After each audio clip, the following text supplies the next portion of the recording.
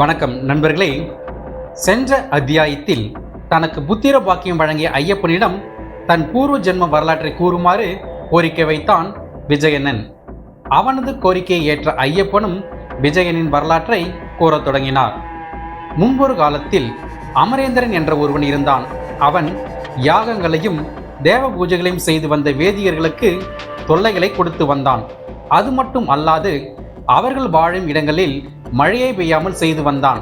அதனால் அவர்கள் அனைவரும் முனிவர்களில் உயர்ந்தவருமான கௌதமரின் ஆசிரமத்திற்கு சென்று அருகிலேயே குடியேறினார்கள்.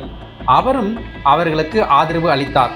இதனால் ஆத்திரமடைந்த அமரேந்திரன் கௌதம முனிவரை பழிவாங்க எண்ணி ஒரு அந்தணரை போல வேடம் அணிந்து முனிவர்களை சந்தித்து, முனிவர்களே, இந்த கௌதம சித்தர் தினமும் பசுவை கொன்று தின்கிறார் என்று கூறினான். முனிவர்கள் அவன் கூறுவதை உண்மை என்று நம்ப வேண்டும் என்பதற்காக ஒரு பசுவின் உருவத்தோடு வந்து நிஷ்டையில் அமர்ந்திருந்த கௌதம முனிவருக்கு பல தொல்லைகளை கொடுத்தான். இதனால் கோபம் அடைந்த கௌதம முனிவர் அந்த பசுவை அடித்து விரட்டினார். உடனே பலி தாங்காமல் சுருண்டு விழுந்து இறந்ததைப் போல அந்த பசுவானது நடிக்க தொடங்கியது.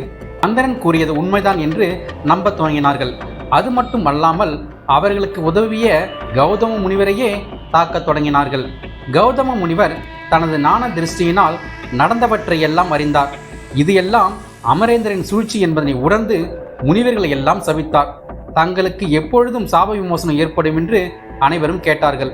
கலியுகத்தில் பகவானின் வாழ்க்கை தத்துவங்களை என்று உணர்வீர்களோ அன்றே உயரிய மார்க்கத்தை அடைவீர்கள் என்றார். மேலும் கௌதமரின் சாபம் பெற்ற அந்தணர்களில் நீயும் ஒருவன் என்று விஜயனின் கதையை கூறி முடித்தார் ஐயப்பன். இதனை கேட்ட விஜயன் திகைத்து போய் நின்றான். நன்றி நண்பர்களே, மீண்டும் நாளை சந்திப்போம்.